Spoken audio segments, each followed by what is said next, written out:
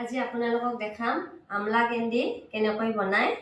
তাৰ কাৰণে মই ইয়াত আমলখি লৈছোঁ আৰু আমলখিখিনি মই আগতে ধুই শুকান কৰি লৈছোঁ। আৰু আমলা কেন্দি বনালে আমলখিটো একদম ফ্ৰেছ ল'ব, ধুনীয়া আমলখি ল'ব। এতিয়া এইখিনি অলপমান ষ্টিম হ'ব দিম। ফুলক এতিয়া আৰম্ভ কৰোঁ। ইয়াৰ পৰা যিকেইটা আমলখিৰ কেন্দি বনাম, আমলখি কেইটামান বাহিৰ কৰি ল'ম। ইয়াতে গোটেইকেইটা আমলখি একদম ফ্ৰেছ আছে আৰু গোটেইকেইটা খুবেই ধুনীয়া দেখিছে, একদম পোকা পোকা। এইকেইটা এই হাতটোত দি দিম।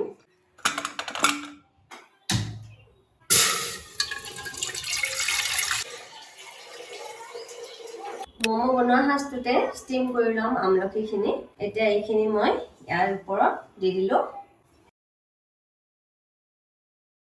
ঢাকনখন কভাৰ কৰি ৰাখি দিছোঁ।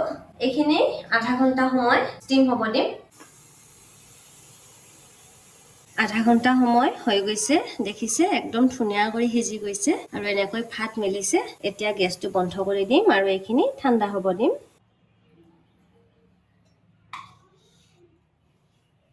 মই কেন্দি বনোৱাৰ কাৰণে তাল মিশ্ৰি ব্যৱহাৰ কৰিছোঁ। আপোনালোকে তাল মিশ্ৰিৰ সলনি চেনিও ব্যৱহাৰ কৰিব পাৰে বা গুৰ মিঠাইও দিব পাৰে।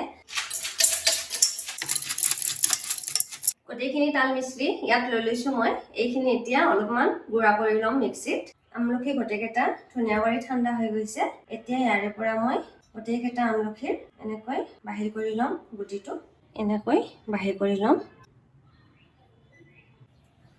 গোটেইকেইটা আমলখিৰ গুটিবিলাক বাহিৰ কৰি লৈছোঁ আৰু এতিয়া তাল মিশ্ৰিৰ পাউডাৰ যিখিনি বনাইছোঁ সেইখিনি এতিয়া আমলখিৰ ওপৰত ঢালি দিম।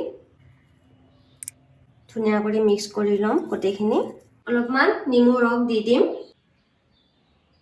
গোটেইখিনি ধুনীয়া কৰি মিক্স কৰি লৈছোঁ। এইখিনি এতিয়া 2 দিনৰ কাৰণে ৰাখি দিলোঁ ঢাকনখন বন্ধ কৰি, আৰু মাজে মাজে চাই থাকিম। চেনিৰ পানী নিজে নিজে বাহিৰ হৈ যাব, ইয়াতে গলি যাব চেনিখিনি। তাৰপিছত আপোনালোকক দেখাম। বৰ্তমান 2 দিনৰ কাৰণে ৰাখি থৈ দিলোঁ। আপোনালোকক দেখাই আছোঁ। এইখিনি দেখিছে 2 দিন হৈ গৈছে আৰু 2 দিন পিছত একদম চেনিৰ পানী এৰি দিছে, ধুনীয়া হৈছে। এইখিনি এতিয়া বাহিৰ কৰি ৰ'দত অলপ শুকাব দিম। ধুনীয়া কৰি ৰ'দত শুকাব দি দিম।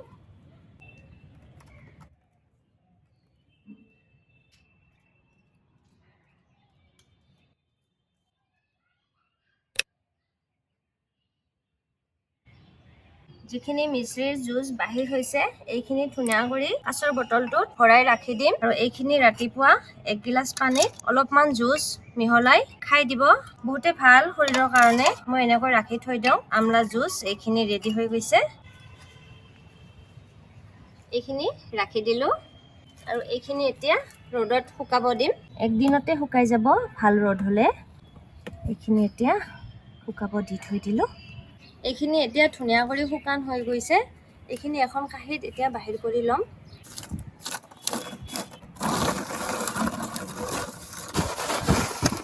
একদম শুকান কৰি ল'ব। এয়া দেখিছে খুব ধুনীয়া কৰি শুকাই গৈছে। ইয়াত এতিয়া মই কৰ্ণফ্ল'ৰ অলপমান দি দিম।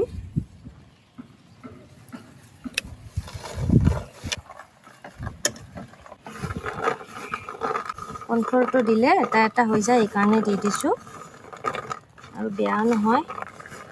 আৰু লগতে ইয়াতে লৈছোঁ মই তাল মিশ্ৰি পাউডাৰ আৰু অলপমান ব্লেক সল্ট। এইখিনি পাউডাৰ কৰি লৈছোঁ। গোটেইখিনি ইয়াতে দি দিম সোৱাদৰ কাৰণে। গোটেইখিনি মিক্স কৰি লৈছোঁ। এতিয়া মই এইখিনি শুকান এটা কাঁচৰ বটলত ভৰাই ৰাখি দিম আৰু বহুদিন খাব পাৰি, বেয়া নহয় এনেকৈ বনালে। গোটেইখিনি ধুনীয়া কৰি ভৰাই ৰাখিম আৰু মাজে মাজে চাই থাকিব।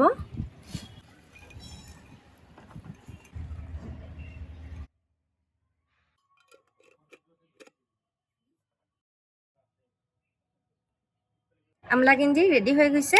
আপোনালোকৰ ভিডিঅ'টো চাই কেনেকুৱা লাগিছে কমেণ্টত নিশ্চয় জনাব। আৰু যদি ভাল লাগিছে লাইক এটা কৰি দিব, ভিডিঅ'টো শ্বেয়াৰ কৰি দিব। আৰু আপোনালোকে এনেকৈ বনাই বছৰ দিন খাব পাৰিব।